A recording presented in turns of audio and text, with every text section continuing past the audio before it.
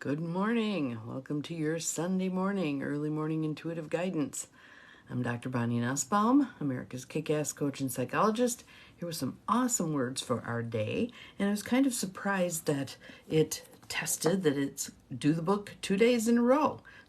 And actually we're finishing up this chapter and then we get to move on to something else, which is awesome. Taking the War Out of Our Words, the Art of Powerful Non-Defensive Communication. Good morning, Renee. And it looks like someone else has popped on. Glad you are here. By Sharon, Ellison. So we're finishing up this section, which has been a really powerful section, I think. There's tons of good stuff in here in terms of how we can modify our communication with others such that it becomes much more peaceful, less warlike. Love it, love it, love it. And good morning, Peggy. Glad you are here. And I'm going to post, my friend Kayleen sent me a song by the Bangsons. They have a new song out, which I love their stuff. If you look back, you will find my that I've posted the Keep Going song, and they have one on hope that I love, and now there's this new one. So I'll post that after I'm done with our reading for today. So some nice deep breaths. It was very fresh air out there today walking the dog. It was lovely being out in Mother Nature. It was very quiet. Sunday morning. Nobody's up yet, and there were only a couple of cars that went past. That was awesome. So just enjoying being. Maybe you're sitting there with a cup of coffee. Maybe you're still snuggled in your bed. Whatever. Put out some appreciation for whatever's really good in your life right now.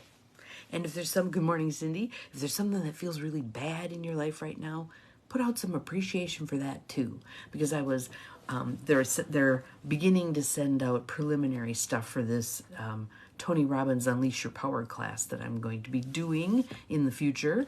And so yesterday's was him telling his story and how he chose to take the difficult things in his life. His mom having multiple husbands that he got attached to and then left. Getting kicked out of the house on Christmas Eve when he was a junior or senior in high school because she felt like he was getting too big for his britches, etc., etc., etc. And the appreciation he had for those life events and what they did for him, not to him.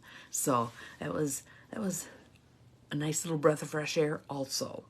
So when we have the chutzpah to ask, what am I meant to learn from this?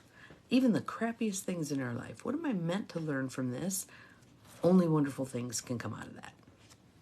So today we are in the book, and it's page 161, and this is tying up all of the practice that we've taken for the 4 different kinds of statements that we can make when someone has said something to us. And now we're going to do some mixy-matchy. Remember when they had those little kids' clothes, Garanimals, that had the tags on? And these were lion tags, so you could put this shirt with these pants. And these are giraffe tags, so you could put this top with these bottoms. You know, that's kind of where we're going today. You ready for the Garanimals version of taking the war out of our words? So, page 161, using the statement formats together. In some cases, we may use one format by itself. For example, if someone says, I'm ready to go for a walk now, you may respond, great, so am I, which is format number 4. That's all that's necessary. We don't need any of the interpretive ones in that case because it's a direct communication and we're good to go with just the one. It says, here, there is no need for any of the 3 interpretive forms of statement. In other cases, we may interpret the person's conscious statement and then simply respond to it without naming a covert message or our perception of the person's motives. So then we're using format 1 and format 4. Likewise, we can state our understanding of the overt message, name a covert message we perceive, and tell the person our reactions, which is formats. Good morning, Diane. 1, 2, and 4. Diane and I went out for an amazing Mexican meal yesterday at Tipsy Taco, and they brought food on trays. Neither one of us decided to have supper. It was when my father got home from church, I put some food on the table for him and I sat there and drank water because, oh my goodness, were we stuffed. It was wonderful. So if you haven't checked out Tipsy Taco in Appleton, go for it. It's really good. So let's see. In this case, we do not state our interpretation of the meaning of or the motive for the contradiction. So again, these are pieces of a puzzle that you can pull them forth as they are applicable and leave out the stuff that isn't relevant at that point. And at the end here, I really like that she gives us a format that we can memorize. Way back when we were doing the reflective listening stuff, learning that in the I think it was the 80s, was when you, I feel, because. That was the formula. Well, now we're going to get a new formula. So if you've got a paper and pencil, grab it, because when we get to that point, you can write it down, and then we get to practice putting it into the formula. All right, let's see here. In yet other cases, we may name what we hear the person consciously saying, format 1, what we believe the motive to be, format 3, and our own reactions without naming any covert message. Thus, we can use one format alone, or 2, 3, or all 4. So it's mixy-matchy. Good morning, Cheryl. Welcome. Glad you are here. The next section is called an abbreviated form of statement. Because for some of you, you may be thinking, well, she's awfully wordy. These statements that she's feeding back to people, I don't talk like that.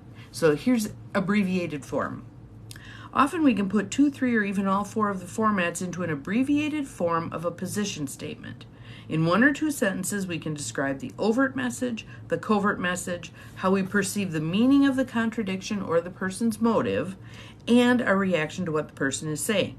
So, number 1, when you say you can learn this computer program without help, and at the same time, number 2, I see you frowning and speaking through gritted teeth, then 3, it's hard for me to believe that you feel confident, and 4, I feel confused about whether to leave you alone or offer to help you. There it all is. How cool is that? And that's pretty quick. That was probably 15, 20 seconds, right? In another example, you might say to your partner, 1, when you ask me if I want to go to dinner, 2, you follow that up with a statement about how we have to tighten up our budget, then 3, I believe you have mixed feelings about spending the money, and 4, I get so tense I don't even want to go out. The short version usually works well because it is succinct and fits easily into the natural speaking pattern of most people. All right, so here it is. Those of you who are writing things down, you ready for this?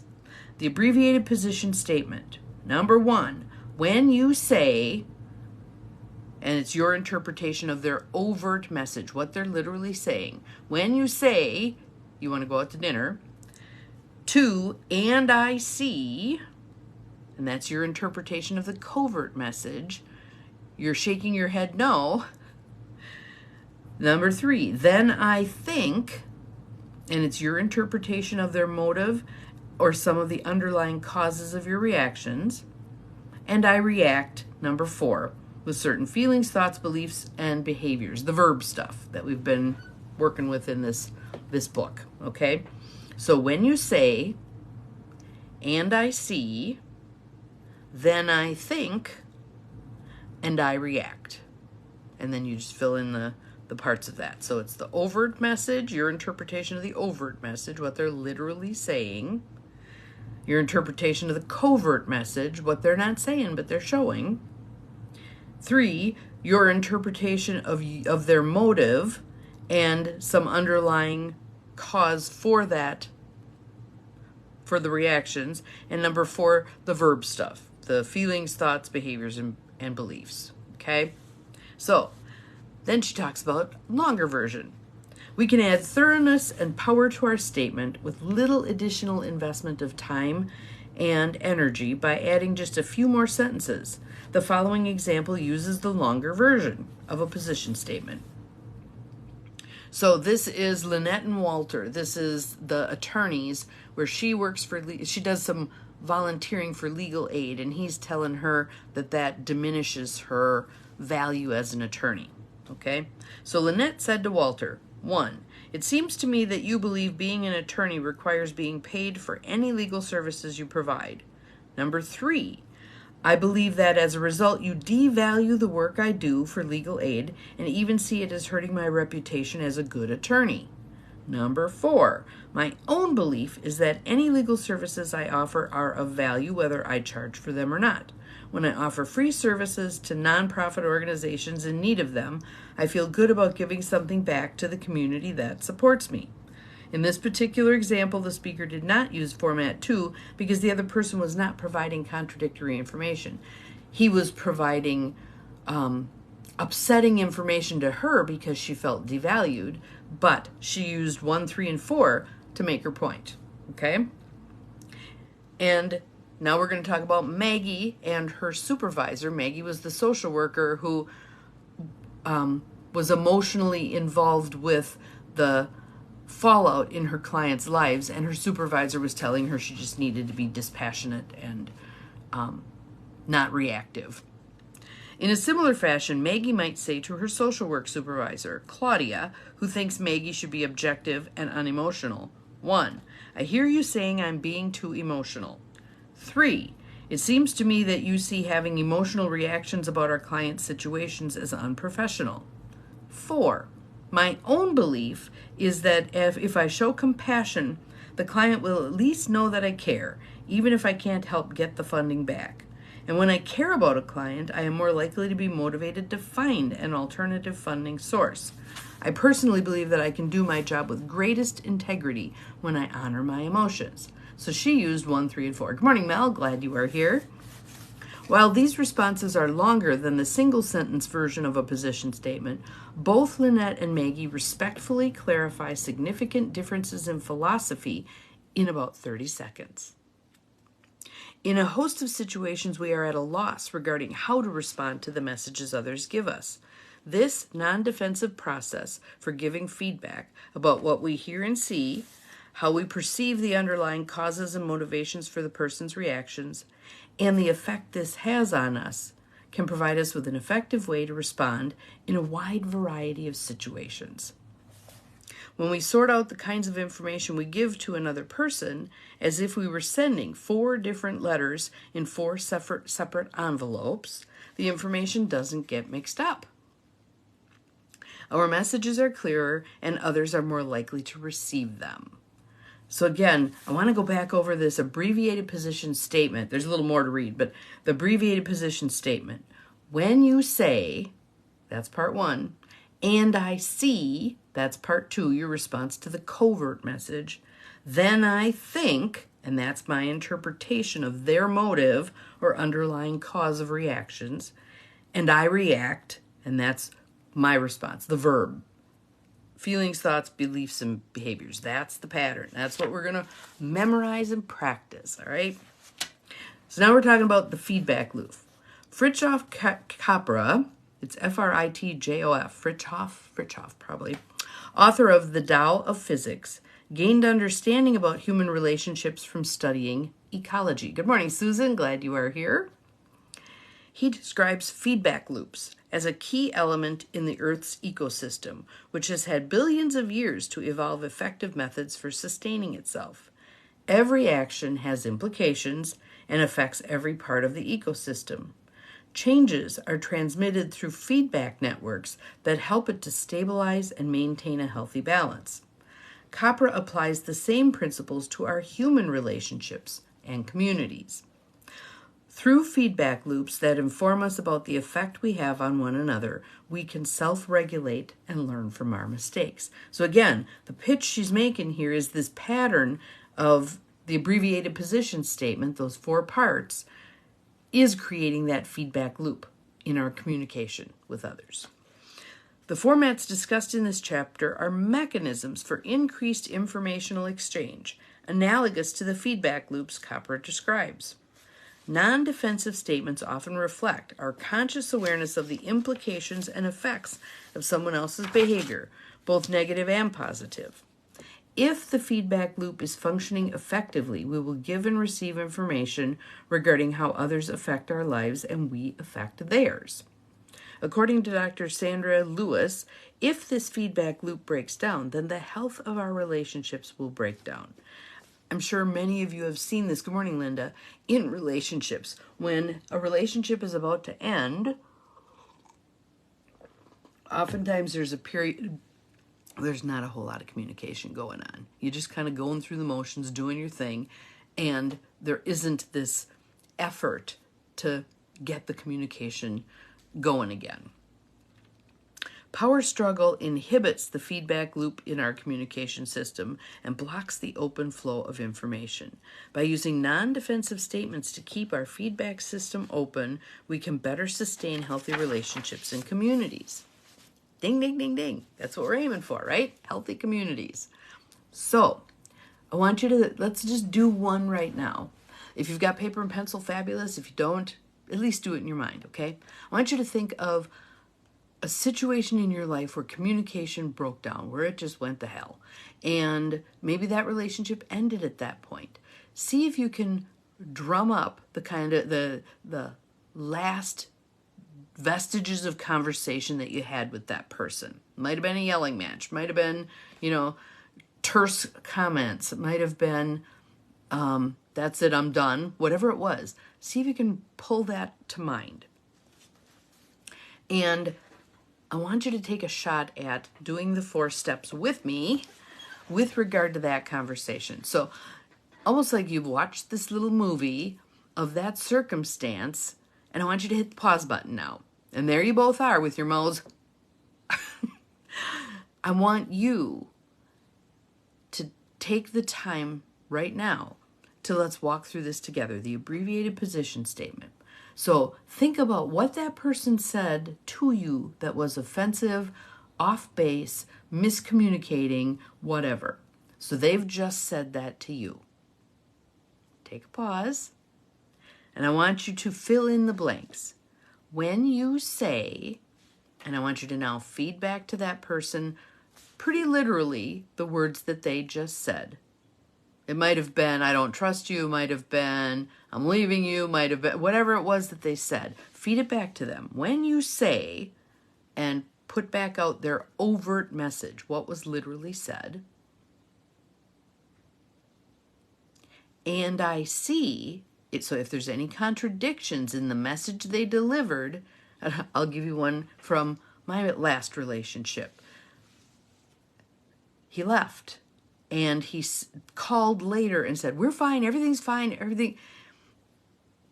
When you say everything's fine, and I see that you've run away, then I think that you're not being honest with me or with yourself, and I react by shutting out the first part of your statement that we're fine, because I don't buy it.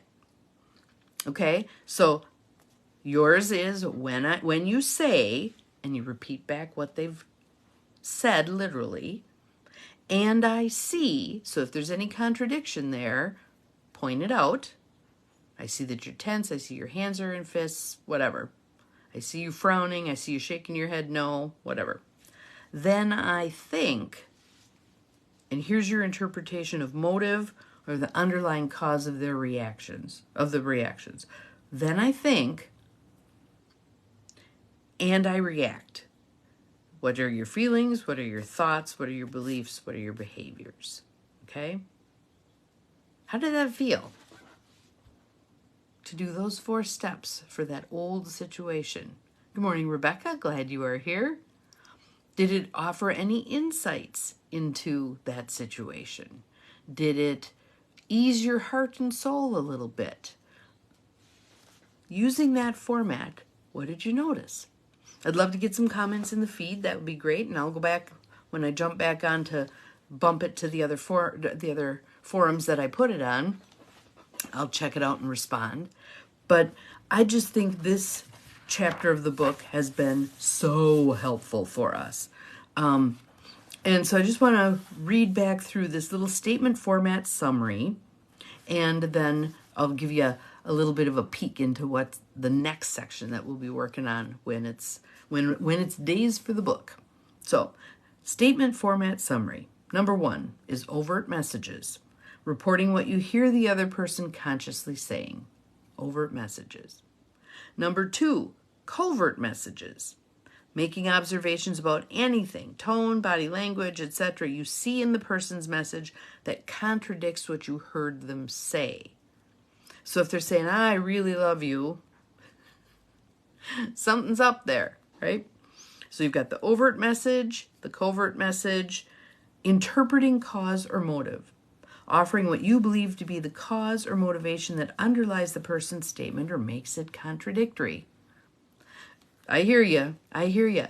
If you are able, Cheryl, to even pick up one little piece of it and run it through this process, I think it can be helpful on a couple of fronts. First of all, releasing some of that trauma. We don't want to keep that stuff locked in our body. We just do not. And when we block it out, it's sitting there festering. It isn't released. It isn't blessed on its way, okay?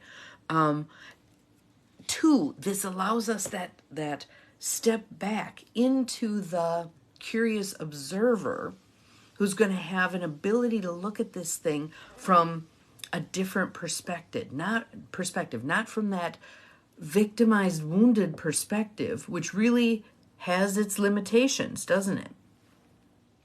So when we're willing to take a look at it, it can actually give us perspective. It can free that energy up. It can show us a new way of dealing with it. Are we ever going to go back to that person and take a whack at it? Not necessarily, not at all. But it may certainly give us the opportunity to run through it again, come to a different conclusion, a different outcome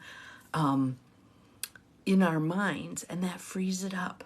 It frees it up. So, and the step 4 is your own reactions, describing your experience, thought, feelings, beliefs, behaviors to the other person and or the situation. So if you do this on paper, if you run this through on paper, you're safe. You're not engaging the other person who's been someone who's created trauma in your life. You're just working this through on your own. And if you want to send it to me, if you want to private message me your little worksheet where you've worked this through, I'd be happy to give you feedback on it. So again, this is opportunity. This is opportunity to free up that stuck energy, move it out of your bodies as let me see if I can think of his name. Actually, I think I've got his book in my stack here. Yes, Bessel van der Kolk. Bessel van der Kolk, who does tons of trauma research. He says the body keeps score. The issues are in the tissues. The body keeps score. So even if we've blocked it all out, good morning, Susie, it's not gone. It's not gone. And Diane asked me yesterday about what happens if people don't deal with this stuff. What I've seen happen is as people get older, they have a harder time keeping this stuff at bay. And it can pop up in some not very pleasant ways. So I've witnessed a couple people toward the end of their life having these intrusive memories bursting through, and they're in no shape to deal with them. Much better to deal with this stuff now. Much better to deal with it now, come to your own healing place with it, bless people on their way, and be done with it. Be done with it. So that's just my opinion. Everybody gets to decide for themselves. Yep. All right. So next, when we're working with the book in the future, the next chapter, chapter 10, is called The Prediction, a new prescription for security. So I'm just going to read the first little part of this. Security is the missing element in our habitual way of making predictions, just as curiosity is absent from our questions and vulnerability is absent from our statements. So basically what she's saying is we want to step into vulnerability, curiosity, and security. More to come. Have an awesome day. We'll see you again tomorrow. Remember, you are capable of far more than you think you are. Bye-bye.